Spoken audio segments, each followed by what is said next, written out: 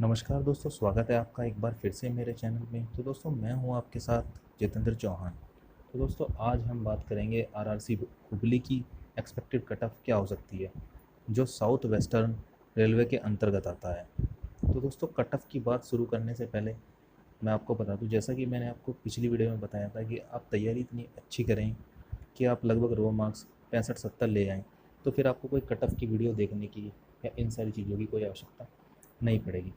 पर लेकिन मैं आपको कट ऑफ की वीडियो शुरू करने से पहले एक बात बता दूं कि कट ऑफ का जो सबसे बड़ा जो आंकड़ा है, जो डिपेंड करता है कि एक्सपेक्टेड क्या हो सकती है, जो सबसे बड़ी जो चीज़ होती है कट ऑफ नॉर्मलाइजेशन पर ही डिपेंड करती है। देखिए, अगर नॉर्मलाइजेशन कम होगा, अगर आप देखते हैं कि नॉर्मलाइजेशन कम होता है, तो कट ऑफ फिर उसके उस टाइम पर कम जाएगी। और नॉर्मलाइजेशन कब कम होगा? जब पेपर थोड़ा टफ होगा, यानी पेपर अगर मॉडरेट होगा तो भी कट ऑफ ज़्यादा नहीं जाएगी। लेकिन अगर पेपर अगर आसान हो गया तो कट ऑफ ज़्यादा चली जाएगी, जैसा कि आरआरबी ग्रुप डी 2018 की भर्ती में हुआ था। कुछ पेपर थोड़े आसान थे, तो मैंने क्या देखा, बहुत से बंदों के 61 से 39 होकर उनके 100 प्लस भी हो गए थे, 101, 102, 108, तो इस तरह से हो गए थे। तो सबसे बड़ी बात जो है, कट ऑफ जो है वो नॉर्मलाइजेशन पर ही डिपेंड करती है। और वैसे भी मैं आपको बता दूं कि रेलवे ने अपना नॉर्मलाइजेशन का फॉर्मूला जो है वो आरआरबी जेई के टाइम पर चेंज कर दिया था। तो आरआरबी जेई में जो मैक्सिमम जो नॉर्मलाइजेशन जो मैंने देखा था, मैक्सिमम जो था लगभग वो 10 या 11 मार्क्स का ही था मैक्सिमम। इससे ज़्यादा का नॉर्मलाइजेशन नहीं हुआ। तो आप ये मान के चलिए कि नॉर्मलाइजेशन इतना ज़्यादा नहीं होगा, बट लेकिन आप फिर भी अच्छी खासी तैयारी कीजिए।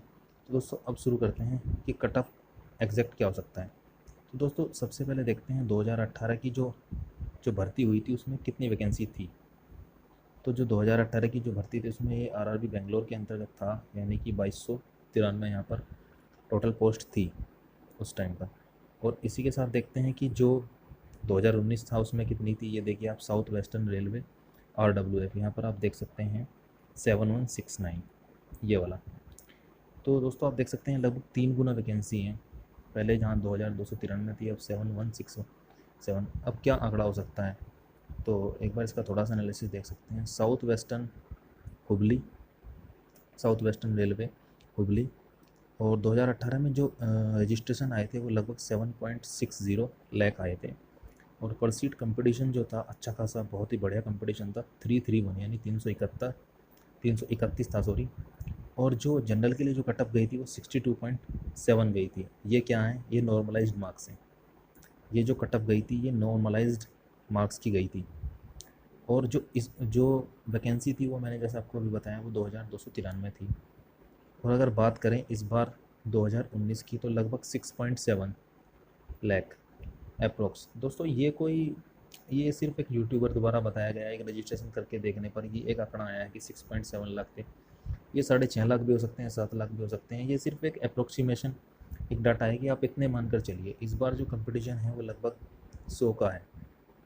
1 सीट पर 100 कैंडिडेट, 1 सीट अपॉन 100 कैंडिडेट। और आप अगर देखते हैं पिछली बार से, तो लगभग ये 3.31 गुना कम है। और वैकेंसी भी इस बार 7167 है। तो जाहिर सी बात है कट ऑफ कहीं ना कहीं कम होगी। पर इस बार क्या है कि सभी जोन में इसी तरीके से फॉर्म कम है। तो ऐसा नहीं है कि कुछ कि इस जोन की ही कम होगी। जैसे वेस्टर्न मुंबई है, उसमें भी अच्छे खासे फॉर्म कम हैं, उसमें भी अच्छा खासा कंपटीशन इतना नहीं है। मगर इस बार क्या है ना कि फॉर्म एज़ कम्पेयर पिछले जो भर्ती आई थी 2018 की, उसके मुकाबले फॉर्म भी कम है तो वैकेंसी भी ज़्यादा है। तो सभी कहीं ना कहीं, सभी जो जोन्स हैं, सभी जो बोर्ड हैं, उनमें फॉर्म कम है और वैकेंसी ज़्यादा है। कुछ एक बोर्ड को छोड़ दें आप जिनमें अच्छा खासा कंपटीशन 2019 में भी होगा। तो दोस्तों, अगर मैं आपको बताऊं, मैं आपको रो मार्क्स बता रहा हूँ कि रो मार्क्स पर कितनी जा सकती है, जो एक अप्रोक्सीमेशन है। अगर आप जनरल की बात करें, आरआरबी हुबली के लिए है, अगर आप जनरल की बात करते हैं तो आप 62 से लगभग 65, और इसमें आप प्लस माइनस 2 कर दीजिए, यानी 60 भी हो सकती है या 67 भी हो सकती है। इतनी जनरल के लिए रह सकती है। और बात करें फिर ओबीसी की, तो दोस्तों फिर ओबीसी में लगभग आप मान के चलिए कोई 58 टू 63, तो इसमें भी आप प्लस माइनस 2 ही कर दीजिए। इसके बाद बात करें अगर एससी की, तो एससी की आप 55 टू 58 और प्लस माइनस 2।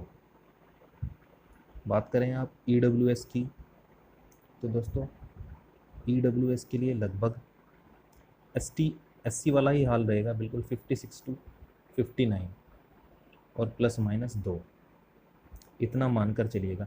इतना लगभग हो सकता है, इतना अगर आप ले आएंगे तो लगभग आपके 5 से 7 नंबर तो नॉर्मलाइजेशन में बढ़ ही जाएंगे।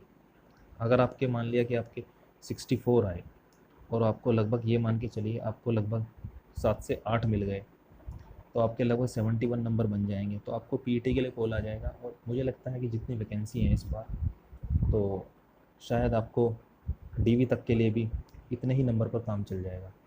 दोस्तों मैं फिर बता दूं आपको, सबसे बड़ी जो कट ऑफ का जो फैक्टर है सबसे बड़ा, वो डिपेंड करेगा कि नॉर्मलाइजेशन कितना हुआ है। अगर नॉर्मलाइजेशन कम होगा तो कट ऑफ कम होगी, और अगर नॉर्मलाइजेशन ज़्यादा होगा तो कट ऑफ भी ज़्यादा होगी। मगर मैं फिर भी आपसे बता दूं तो आप कम से कम ये मान के चलिए, आप 68-70 नंबर की कम से कम तैयारी करके चलिए। अगर आप 68-70 की तैयारी करेंगे तो आप मज़े से सोइए, फिर उसके बाद पीईटी की तैयारी करिए मज़े से, और बाकी सभी चीज़ों की स्टडी करते रहिए, डेली पढ़ते रहिए, टेस्ट सीरीज लगाते रहिए, और जितना भी हो सकता है, जितनी स्टडी हो सकती है करते रहिए। तो दोस्तों इस वीडियो में इतना ही था, मिलेंगे अगले वीडियो में। जय हिंद।